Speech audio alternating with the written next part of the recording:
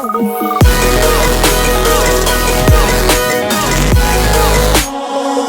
you show me?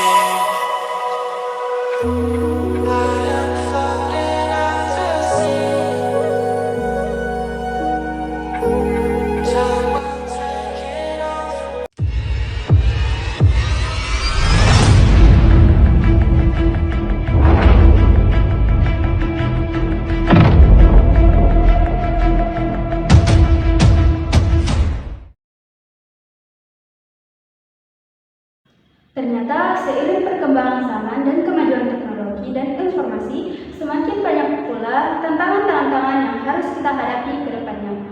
Salah satunya dan yang paling meresahkan saat ini yaitu kebocoran data. Kira-kira apa ya sistem keamanan yang dapat mencegah dari kebocoran data? Salah satunya yaitu cyber security atau yang biasa dikenal sebagai sistem keamanan dunia maya atau sistem keamanan teknologi informasi. Cyber security merujuk pada langkah-langkah yang diambil untuk melindungi sistem komputer, jaringan, perangkat, dan data dari ancaman digital. Cyber security sendiri bertujuan untuk mencegah akses yang tidak sah, penggunaan yang tidak sah, perubahan atau penghancuran data, serta melindungi dari serangan infrastruktur teknologi informasi. Cyber security sangat penting di era seperti sekarang ini, apalagi kita terhubung secara luas baik di internet maupun informasi. Untuk mengenal dan mengetahui apa itu cyber security, mari kita simak video dari teman-teman. Jenis-jenis ancaman cyber. Yang pertama adalah malware atau malicious software, merupakan perangkat lunak yang berbahaya dan jahat. Tujuan utamanya adalah merusak sistem, mencuri data, dan merugikan pemilik perangkat atau sistem yang terinfeksi. Cara kerjanya yaitu menyusup ke dalam perangkat komputer maupun jaringan dengan berbagai cara tergantung dari jenisnya.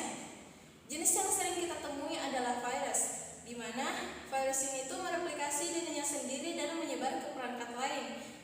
Malware jenis ini itu merusak dan menghapus data dari perangkat yang terinfeksi. Ada beberapa dampak yang menyebabkan kerugian bagi individu maupun organisasi. Yang pertama adalah kerugian keuangan, di mana biaya untuk perbaikan maupun pemulihannya itu relatif tinggi. Yang kedua adalah produktivitasnya yang menurun.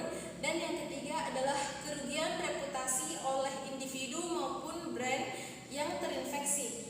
Kemudian selanjutnya ada beberapa langkah untuk menghindari maupun mengatasi serangan malware, yaitu yang pertama menggunakan antivirus yang terbaik, yang kedua memindai perangkat secara teratur, yang ketiga menghapus program yang mencurigakan, keempat memperbarui perangkat lunak dan sistem operasi, yang kelima menjaga firewall aktif, yang keenam adalah melindungi jaringan wifi dengan kata sandi yang kuat dan enkripsi yang tepat. Kemudian mewaspadai email atau lampiran yang mencurigakan. Yang kedelapan adalah backup data secara teratur. Yang kesembilan edukasi pengguna perangkat tentang keamanan cyber. Dan yang terakhir adalah menggunakan layanan hosting terbaik.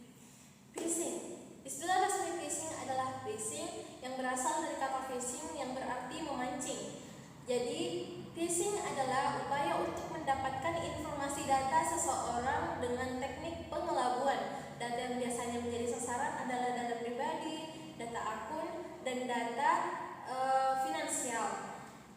Kemudian, ada beberapa ciri untuk mengidentifikasi phishing. Yang pertama, biasanya itu mengatasnamakan instansi tertentu. Yang kedua, kalimat mengejutkan dan mendesak seperti menang undian 100 juta. Yang ketiga yaitu menambahkan link palsu. Yang keempat, terdapat file berbahaya. Dan yang terakhir itu tidak menyebutkan nama penerima.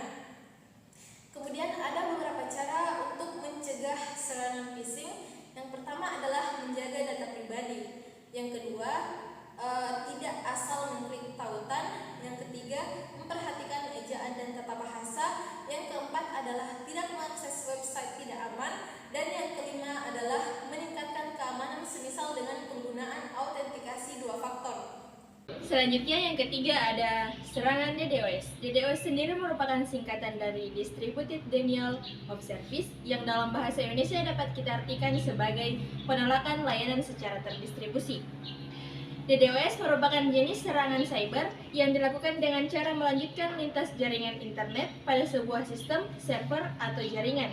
Pada umumnya, DDoS dilakukan melalui komputer penyerang sampai komputer target tidak dapat diakses. Secara sederhana, DDoS membuat lalu lintas pada server berjalan dengan beban yang berat sehingga tidak dapat menampung koneksi dari pengguna lain atau overload. Beberapa cara yang dapat dilakukan untuk mencegah serangan DDoS. Yang pertama yaitu memperbaharui sistem operasi ke versi yang terbaru. Nah, dengan cara ini dapat mencegah serangan DDoS melalui celah yang ada pada sistem operasi. Yang kedua yaitu melakukan konfigurasi pada firewall sehingga dapat memblokir akses yang mencurigakan yang kemungkinan besar merupakan serangan dari DDoS. Selanjutnya yang terakhir, serangan man in the middle. Serangan man in the middle atau biasa kita singkat dengan sebutan MITM merupakan jenis serangan cyber yang menyusup ke dalam jaringan dan menyadap komunikasi antara pengguna jaringan dengan web server tujuan. MITM dapat berupa jaringan WiFi palsu yang dibuat persis dengan jaringan asli sehingga dapat mengelabui korban. Ada 7 jenis serangan man in the middle. Yang pertama yaitu IP spoofing, yang kedua DNS spoofing, yang ketiga HTTPS spoofing, yang keempat SSL bits, yang kelima SSL hacking, yang keenam SSL spreading, dan yang ketujuh cache poisoning. Selanjutnya, beberapa cara yang dapat dilakukan untuk mengurangi serangan man in the middle. Yang pertama, mengurangi pemakaian wifi publik. Yang kedua, menggunakan metode login 2FA atau Two Factor Authentication. Dan yang ketiga yaitu menggunakan SSL atau sertifikat digital sehingga dapat mengetahui bahwasannya website yang digunakan telah terenkripsi untuk mencegah terjadinya kebocoran data. Selanjutnya adalah praktik keamanan cyber. Di mana praktik keamanan cyber sendiri adalah suatu tindakan atau serangkaian langkah-langkah yang diambil untuk melindungi sistem pada komputer, jaringan, data, maupun informasi digital untuk mencegah adanya ancaman keamanan di setiap perangkat yang ada. Kemudian ada tujuan dari praktik keamanan cyber yaitu untuk mengantisipasi dan mencegah adanya akses yang tidak sah dan penggunaan yang tidak sah pada aset-aset digital. Pada praktik keamanan cyber sendiri ada beberapa poin penting yang harus kita ketahui bersama-sama. Yang pertama ada bagaimana cara kita mengelola atau memanage password atau kata sandi kita. Perlu kita ketahui bagaimana cara kita mengelola kata sandi kita atau password kita dengan baik dan benar. Yang pertama ada pentingnya pembuatan kata sandi yang kuat dan unik. Yang kedua, mengetahui prinsip pembuatan kata sandi yang baik dan benar. Dan yang ketiga, penerapan prinsip autentikasi 2 faktor atau 2FA untuk keamanan yang lebih baik. Praktik keamanan cyber yaitu keamanan jaringan atau network security. Poin-poin penting yang harus kita ketahui pada poin kali ini yaitu penggunaan firewall, enkripsi, dan VPN untuk melindungi jaringan. Yang kedua ada deteksi instruksi atau pencegahan serangan jaringan. Yang ketiga ada praktik-praktik yang dianjurkan untuk memastikan keamanan pada jaringan. Kemudian poin yang terakhir pada praktik keamanan cyber yaitu kesadaran dan pendidikan pengguna atau user awareness and education. Yang pertama ada peran pengguna dalam menjaga keamanan cyber. Yang kedua ada meningkatkan kesadaran tentang ancaman dan praktik cyber security. Yang terakhir ada pelatihan dan pendidikan pengguna untuk mengurangi serangan terhadap cyber. 4. Tantangan dan peluang di masa depan. Teknologi baru dan tantangan keamanan. 1. Pengaruh teknologi seperti Internet of Things dan kecerdasan buatan terhadap keamanan cyber adalah kompleks dan memiliki dampak yang signifikan. Meskipun teknologi ini memberikan banyak manfaat dan kemajuan bagi masyarakat, mereka juga membawa tantangan baru dalam hal keamanan.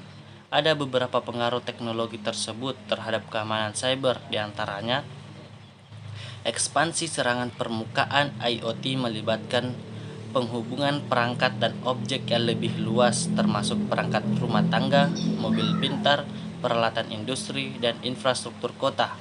Hal ini memperluas permukaan serangan yang dapat dimanfaatkan oleh penyerang. Jika perangkat IoT tidak memiliki pengaman yang memadai, mereka dapat menjadi titik masuk yang rentan terhadap serangan cyber.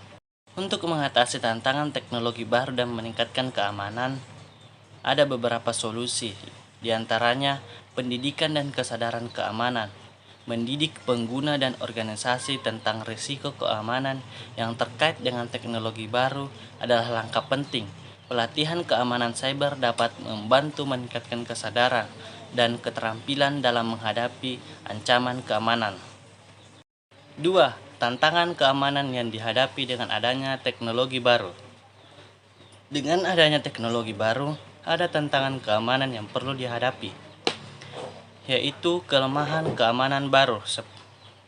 Setiap teknologi baru membawa kelemahan keamanan mereka yang belum diketahui sebelumnya. Serangan dapat dimanfaatkan oleh penyerang untuk memanfaatkan kerentanan ini dan merusak sistem atau mencuri informasi sensitif.